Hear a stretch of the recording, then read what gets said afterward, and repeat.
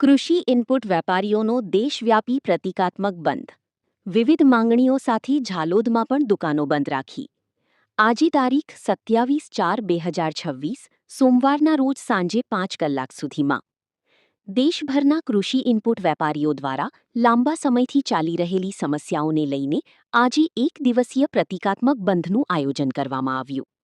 All India agro input dealers એસોસિએશનના આહવાન હેઠળ યોજાયેલા આ બંધને ઝાલોદ તાલુકા સહિત પંચમહાલ વિસ્તારમાં વ્યાપક સમર્થન મળ્યું.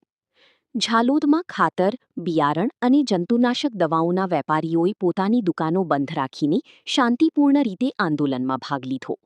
વેપારીઓએ ખાસ ધ્યાન રાખ્યું કે ખેડૂતોની જરૂરી સેવાઓમાં કોઈ મોટી અડચણ ન સર્જાય.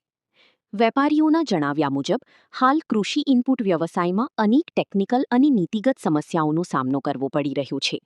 ડીબીટી અને પીઓએસ સિસ્ટમમાં વારંવાર એરર આવવા, ઓટીપી સંબંધિત મુશ્કેલીઓ, સ્ટોકમાં ગેરસમાનતા અને હાઈ-સ્પીડ ઇન્ટરનેટની ફરજિયાતતા જેવા મુદ્દાઓ વેપારીઓ માટે પડકારરૂપ બન્યા છે.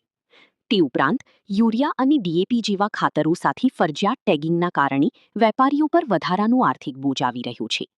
નાપાસ સેમ્પલના કેસમાં કંપનીઓની જવાબદારી હોવા છતાં વેપારીઓની જવાબદાર ઠેરવાતા અસંતોષ વધી રહ્યો છે.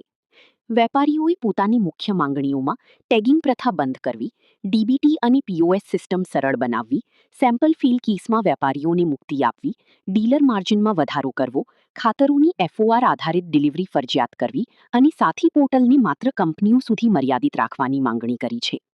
આ સાથે નેનો યુરિયા અને નેનો ડીએપી જેવા ઉત્પાદનો અંગે પણ વેપારીઓએ ચિંતા વ્યક્ત કરી છે. ખેડૂતોમાં પૂરતો વિશ્વાસ ન બન્યો હોવા સાથે સ્પ્રે પ્રક્રિયામાં વધારાનો ખર્ચ અને મહેનતનો મુદ્દો પણ સામે આવ્યો છે.